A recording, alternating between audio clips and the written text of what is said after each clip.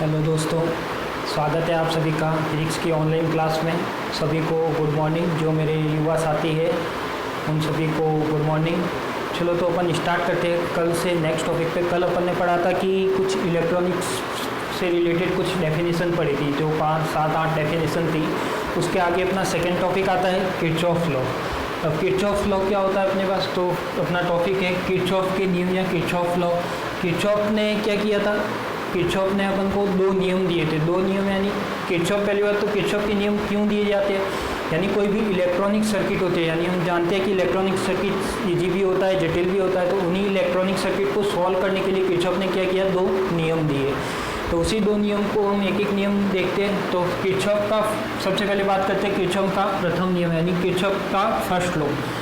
अब ये नियम क्या कहता है अपने पास, ये नियम ये कहता है कि अपने पास कोई भी एक संधि बिंदु अपन ने कल पढ़ा था कि संधि बिंदु किसे कहते हैं, कि ऐसा बिंदु जहाँ पर 2 या 2 से अधिक शाखाएं आकर मिलती है उसे क्या कहते हैं अपन, संधि बिंदु या नोड पॉइंट कहते हैं।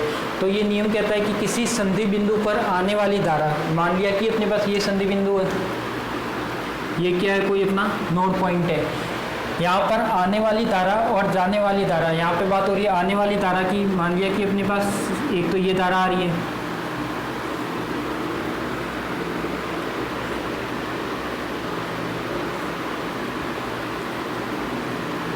ये मैंने नाम दे दिया I1, I2,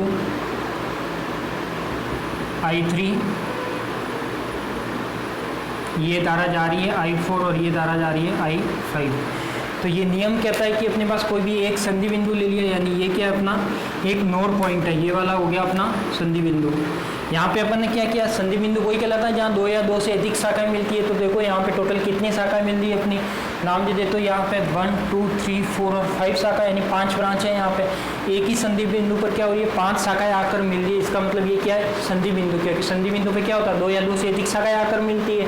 तो यहाँ पे ये क्या हो जाएगा अपने पास, 5 शाखा आकर मिलती है, तो ये अपना संधि बिंदु हो जाएगा। अब ये नियम कहता है कि अपने पास कोई भी संधि बिंदु है, ये वाला संधि बिंदु हो गया, इस पे आने वाली धारा और जाने वाली धारा का बीजीय योग 0 होता है। जैसे मैंने नियम भी लिख रखा है कि इस नियम के अनुसार किसी संधि बिंदु पर कुल विद्युत धाराओं का बीजीय योग क्या होता है, 0 होता है। तो जो इसका नियम है वो यही है कि इस नियम के अनुसार कोई भी संधि बिंदु या नोड पॉइंट पे विद्युत धारा यानी इन सभी धारा I1, I2, I3 सभी धाराओं की बात कर रहा है। सभी धाराओं का बीजीय योग यानी एलजेब्रिक इक्वेशन क्या होती है अपने पास, एलजेब्रिक एडिशन 0 होता है। तो कह सकते हैं कि सिग्मा I = 0। अब अपन बात करते हैं कि इस डायग्राम में कि इसमें यदि इसमें 5 ब्रांच है अपने पास, यहाँ पे मैं नाम दे देता हूँ कि इसमें आने वाली धारा और जाने वाली धारा, और भी इसमें बहुत इसमें स्टेटमेंट और भी हो सकते हैं, जरूरी नहीं ये स्टेटमेंट ही लिखो। पर ये तो जो नियम कहता है वो ये कहता है कि संधि बिंदु पर सभी बीजीय धाराओं का योग क्या होता है, 0 होता है। यदि मैं और स्टेटमेंट निकालूँ, यानी आने वाली धारा को तो कैसा लेना है अपन को, पॉजिटिव, यानी आने वाली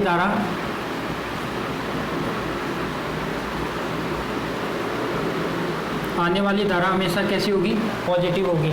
और संधि बिंदु से जाने वाली धारा, यानी संधि बिंदु से दूर जा रही है तो जाने वाली धारा क्या होगी अपने पास, नेगेटिव होगी, ये नेगेटिव होगी। तो अपन कह सकते हैं एक स्टेटमेंट ये भी हो सकता है कि किसी भी संधि बिंदु पर आने वाली धारा को हम धनात्मक लेते हैं और संधि बिंदु से दूर जाने वाली धाराओं को क्या लेते हैं, ऋणात्मक लेते हैं। यही यहाँ पे अप्लाई करते हैं। तो देखो यहाँ पे इक्वेशन क्या आती है, यदि यहाँ पे सिग्मा I की बात करें तो ये हो जाएगा अपने पास I1, I2। देखो इसमें जो धारा आ रही है वो कौन कौन सी आ रही है, एक तो अपने पास ये वाली आ रही है, ये वाली आ रही है और ये वाली, यानी 3 धारा तो क्या हो रही है संधि बिंदु की और आ रही है। तो आने वाली धारा कैसे लेते हैं, तो प्लस में लेते हैं। तो अपन लिख सकते हैं कि I1 प्लस I2 प्लस का I3। अब बात करते हैं कि अपन I4 और I5 क्या जा रही है, यानी अपन ने लिखा है कि जाने वाली धारा कैसी होती है, ऋणात्मक।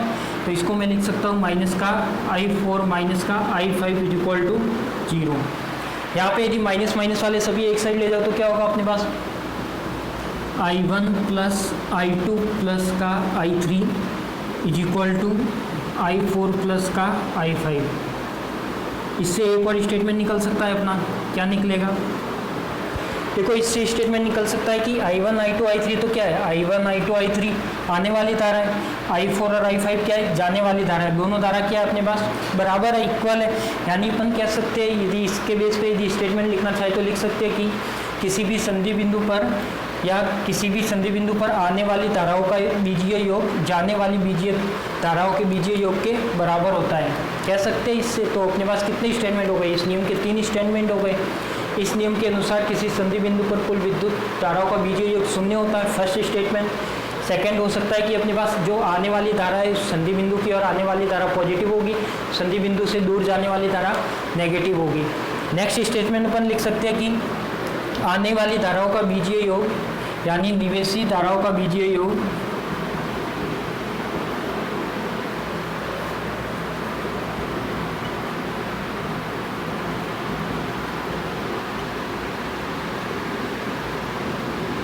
निवेशी धाराओं का बीजीय योग निर्गत धाराओं के बीजीय योग के बराबर होता है।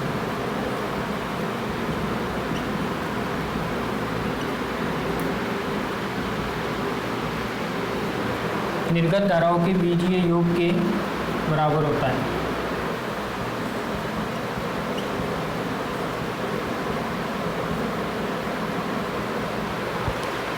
तो इसके कितने स्टेटमेंट हो गए, 3 स्टेटमेंट हो गए। तो यही क्या है अपना किरचॉफ का फर्स्ट लॉ है। तो किरचॉफ का फर्स्ट लॉ क्या कहता है, इसके कुछ नाम भी है, इसको कुछ और नाम से भी कहते हैं अपन। यदि इसको अपन कहते हैं कि इसी धारा का नियम भी कहते हैं, क्या, धारा का नियम।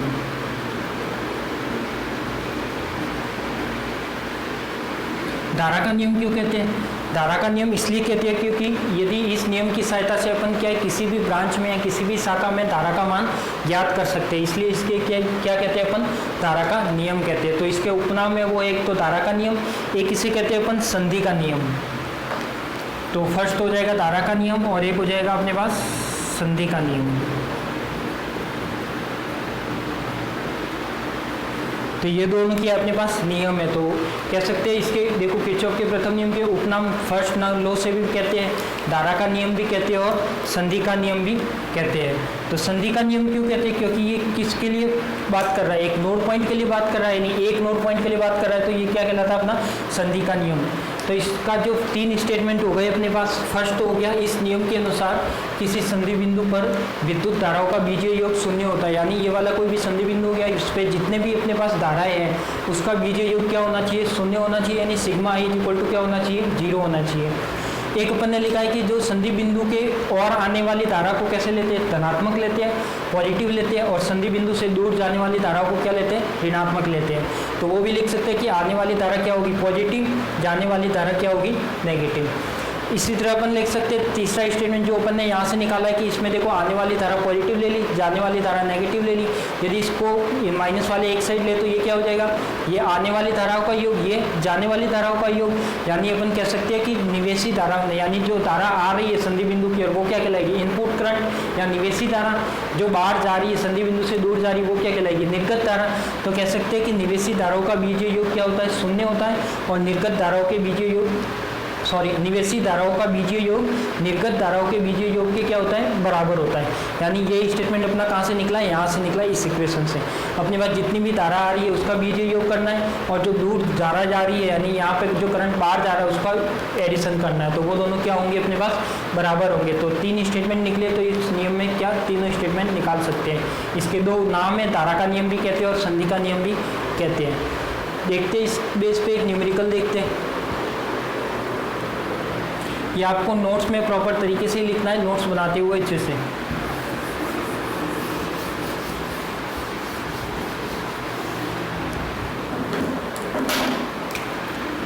ये कोई भी एक संधि बिंदु ले लिया,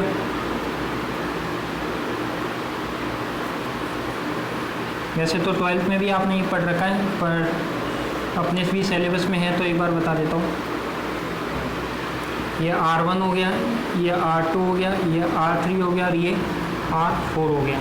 अब यहाँ पे करंट की डायरेक्शन बता रखी है। ये तो हो गई अपनी I1, ये हो गई अपनी I2, ये हो गई I3 और ये हो गई अपनी I4। अब यहाँ पे अपन को पूछा है कि I2 अपन को दे रखा है एक कोई भी, यानी 3 धारा तो क्या है, ज्ञात है, एक अज्ञात है। यानी मैं कह देता हूँ कि ये तो कितनी है अपने पास, 5 एम्पियर है, ये है अपने पास 6 एम्पियर, ये है अपने पास 10 एम्पियर। तो अपन को क्या निकालना है, I2 की वैल्यू ज्ञात करनी है, यानी I2 का करंट कितना है वो निकालना है। तो किरचॉफ का फर्स्ट नियम काम में लेते हुए आप इसको निकाल सकते हो। कैसे, क्या नियम में क्या पढ़ा है अपन ने कि sigma I is equal to 0 होता है, चाहे कोई सा भी स्टेटमेंट लगा दो, तीनों से रिजल्ट सेम ही आएगा। तो अपन देखते हैं कि आने वाली धारा जाने वाली धारा के बराबर होती है। तो यहाँ पे आने वाली धारा का लिख लेते हैं। तो आने वाली धारा कौन सी, ये सब अपना संधि बिंदु हो गया। आने वाली धारा I1 है, एक कौन सी है I3, यानी अपन लिख सकते हैं I1 प्लस का I3। दूर जाने वाली धारा कौन सी है, I2 प्लस का I6। तो लिख सकता हूँ I1 प्लस I3 कितना हो जाएगा, I1 प्लस I3 हो जाएगा अपने पास 5 और 10। I2 अपन को निकालना है, I6 I4 कितना है 6 एम्पियर। तो ये हो जाएगा अपने पास 15 minus 6 is equal to I2। तो ये कितना आएगा अपने पास, I2 is equal to 9 ampere. तो इस टाइप के न्यूमेरिकल आप किरचॉफ के फर्स्ट नियम से कर सकते हो। जो एग्जाम में छोटे क्वेश्चन आते हैं उसमें बहुत बार किरचॉफ का नियम भी पूछा जाता है और हो सकता है कुछ न्यूमेरिकल भी। तो ये न्यूमेरिकल आपको आनी चाहिए कि कैसे इसको सॉल्व करते हैं। तो सबसे पहले इसका उपनाम पता होना चाहिए, इसके तीनों स्टेटमेंट पता होने चाहिए, ये नियम क्या कहता है वो पता होना चाहिए। स्क्रीनशॉट ले लो इसका।